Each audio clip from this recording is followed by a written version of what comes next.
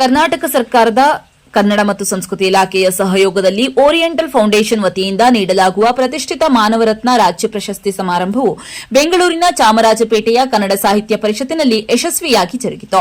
ಈ ಸಮಾರಂಭದಲ್ಲಿ D group ನೌಕರರ ರಾಷ್ಟ್ರೀಯ ಉಪಾಧ್ಯಕ್ಷರು, ರಾಷ್ಟ್ರೀಯ ಕಾರ್ಯದರ್ಶಿ ಹಾಗೂ ರಾಜ್ಯ ಅಧ್ಯಕ್ಷರಾದ ಡಾ ಎಚ್ಎಸ್ ನಾಗೇಂದ್ರ ಹೆದ್ದೂರು ಅವರಿಗೆ ಪ್ರಶಸ್ತಿ ನೀಡಿ ಗೌರವಿಸಲಾಯಿತು.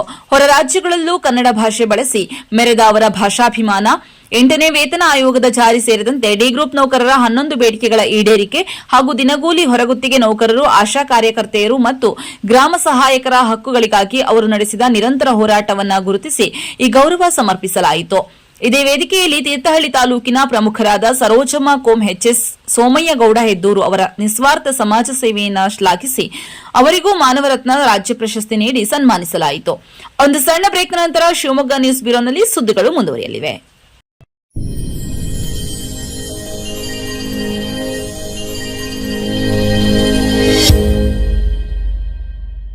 ಹಲೋ, ಯಾರು? ನಾನು ಚುನಾವಣಾ ಅಧಿಕಾರಿ ಮಾತನಾಡ್ತಾ ಇದ್ದೇನೆ.